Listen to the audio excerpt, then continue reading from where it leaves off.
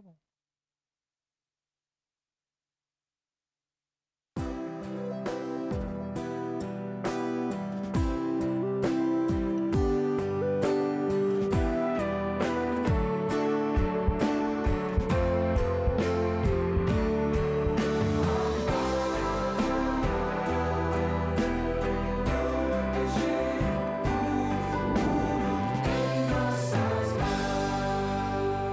Olá, esse é o programa Sociedade Solidária, um fórum para o diálogo sobre os desafios do Brasil, uma iniciativa da LBV.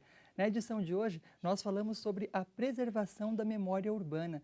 As grandes cidades brasileiras têm uma história riquíssima a contar para o mundo, mas infelizmente o nosso patrimônio histórico nem sempre é bem preservado ou mesmo conhecido pela população. Como nós podemos mudar essa realidade? Hoje iremos conhecer um projeto que tem se destacado internacionalmente por revelar a cidade de São Paulo de uma forma nunca antes vista. Quem conversa conosco sobre este tema é um especialista no assunto, o jornalista Douglas Nascimento. Ele é idealizador do projeto São Paulo Antiga. Compartilha conosco a sua experiência também como membro titular do Instituto Histórico e Geográfico de São Paulo. Bom, primeiramente agradecemos em nome da LBV a sua presença aqui hoje. Seja sempre muito bem-vindo. Muito obrigado, é um prazer estar aqui com vocês e com seus telespectadores. Bom, para começar, eu queria que o senhor contasse então um pouco para a gente, em linhas gerais, o que é o São Paulo Antiga. Bom, o São Paulo Antigo é um banco de dados iconográfico da cidade de São Paulo. Começou inicialmente como uma atividade de hobby, né? E à medida que a gente foi aprimorando o trabalho, percebemos que havia um lapso, né, nesse segmento aqui em São Paulo. E isso permitiu que a gente expandisse, né, as atividades, e o que era uma atividade de recreação, e que era mesmo, tornou-se hoje o meu trabalho, e hoje é um trabalho de suma importância aqui na capital paulista, servindo para a identificação da nossa memória, da história perdida da cidade e também dos monumentos que a gente encontra, de toda a cidade, tanto preservado como não. Qual que é a importância de ter esse banco de dados, esse banco fotográfico de uma cidade como São Paulo ou de outras que temos pelo país? O que isso agrega para o município? Bom, numa cidade de grandes proporções, como a capital paulista ou qualquer outra capital brasileira, nós temos uma transformação urbana muito rápida, né?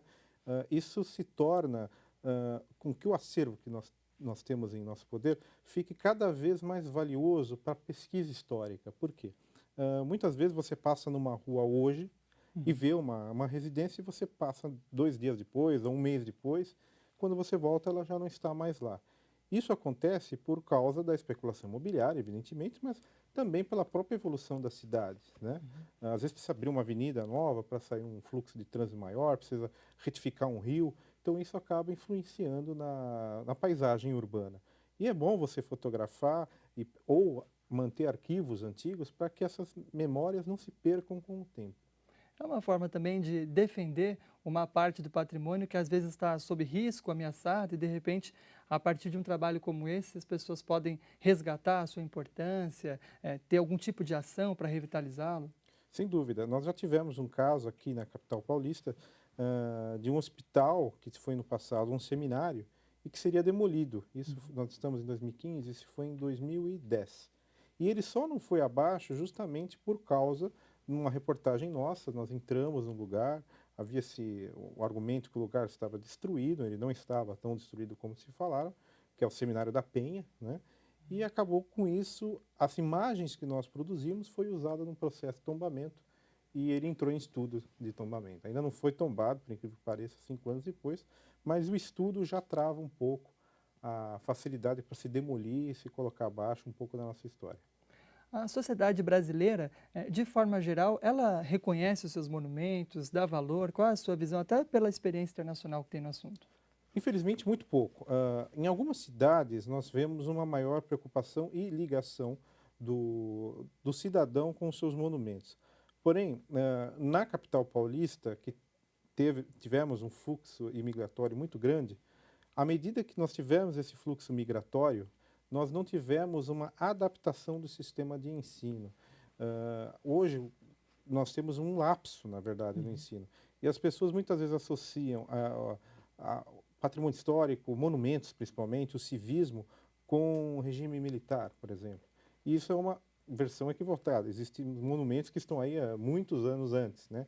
E as pessoas acabaram não tendo, principalmente a minha faixa etária, ou as pessoas que nasceram na década de 80, não têm uma ligação tão grande com os seus monumentos. Isso influencia na preservação. Se você não liga para aquilo que está na sua frente, você tende a não respeitá-lo. E isso é um problema. Nós vemos que em outras cidades isso não ocorre. Porto Alegre preserva muito bem seus monumentos. O próprio Rio de Janeiro, com as dificuldades de uma cidade quase tão grande como São Paulo, também preserva bem. Em São Paulo, pela grandeza da cidade, pelo grande número de monumentos e também pelo lapso na educação patrimonial que nós temos, você vê que isso não acontece com a mesma facilidade. Bom, agora os críticos muitas vezes podem falar que projetos como esse, de certa forma, eles detêm a evolução, o progresso da cidade. Então, de que outras formas uma ação como essa pode fazer com que a cidade seja beneficiada? Bom, o meu maior objetivo com São Paulo Antiga é educar. Educar quem? Educar o cidadão. É por isso que nós não utilizamos a linguagem técnica, né? Eu, como pesquisador, se eu for escrever como escreveria, por exemplo, num relatório com o Instituto Histórico, escreveria de uma forma que a gente chamaria, pô, mas isso é chato, né? E não é essa a nossa intenção. A nossa intenção é escrever de uma linguagem acessível e simples, para que o leitor que está lá passando por uma rede social qualquer, ou mesmo no site, entenda a mensagem e entenda a sua importância em relação ao patrimônio histórico da cidade. Isso facilita com que as pessoas aprendam, né, e conheçam mais a sua cidade a partir dos seus monumentos, a partir das suas casas, a partir até de obras públicas, como viadutos, tem muito viaduto com história, pontes que são feitas com Art Deco, essas coisas. Tudo isso tem um significado, né? E educando, a gente torna mais fácil com que as pessoas conheçam a sua cidade, explorem melhor. O turismo também pode ser mais beneficiado? Sem dúvida nenhuma. O turista, quando viaja em qualquer lugar do mundo, né, ele vai visitar restaurantes, gastronomia, esportes, mas ele também quer conhecer os monumentos da cidade, porque os monumentos geralmente explicam a história daquele lugar, né? E se ele chega e encontra um monumento sujo, ele vai ter uma grande má impressão, né? Então nós temos casos, por exemplo, em São Paulo, a Fonte Monumental, que esteve abandonada entre altos e baixos desde 78 e foi restaurada em 2000 no finalzinho de 2013, né? Isso foi importante para a cidade, porque as pessoas chegavam e não conseguiam ficar perto, devido ao cheiro que o lugar tinha. Muitos turistas estão indo lá tirar fotos, conhecer, poxa, mas que legal. Aí descobrem que foi uma escultura, a primeira escultura de uma mulher, feita por uma mulher na cidade de São Paulo, e aí começam a conhecer melhor a cidade. Então atrai o turismo, né? São Paulo, por exemplo, é uma cidade de turismo de negócios, né? O Rio de Janeiro já é uma cidade mais onde o turismo é de lazer. Mas isso não significa que os negócios não podem ser atrelados ao lazer. Então isso é o que o monumento tem que atrair, os museus também. Você destacava que a atividade do São Paulo Antiga começou mais ou menos como um hobby e depois tornou sua atividade principal. Como é que foi fazer essa transição de uma atividade que você fazia a princípio meio que por lazer, de repente se transforma na sua principal atividade, na sua principal atividade profissional? É uma transição que muitos gostariam de fazer, de se dedicar a Sim. uma causa, um ideal que amam e não conseguem, né? O que você traria da sua experiência para outras pessoas que estão nos acompanhando também ter os seus sonhos, né, seus projetos Sim, de claro. vida? Bom, não há nada melhor do que você trabalhar com aquilo que você gosta, daquilo que você ama. Isso, né, não tenha dúvidas. O site foi projetado inicialmente apenas como um hobby, uma forma de eu já era fotógrafo, né, eu já trabalhava como fotógrafo, tinha estúdio, e eu queria sair da mesmice. Eu fotografava em estúdio, então era sempre lá dentro, tudo. Eu queria fotografar fora, né? Nada melhor que ser para fotografar casas. E aí eu queria documentar, colocar essas casas na internet.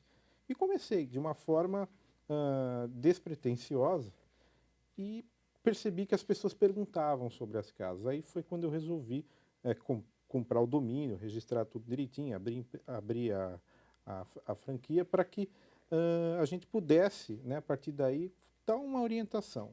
E aí eu vi que aqui no Brasil não tinha nada nesse segmento. E aí fui estudar outras versões nos Estados Unidos, uma na Argentina e outra em Portugal. Peguei um pouquinho de cada uma tinha de melhor e aí comecei a tocar o São Paulo Antiga de uma forma profissional.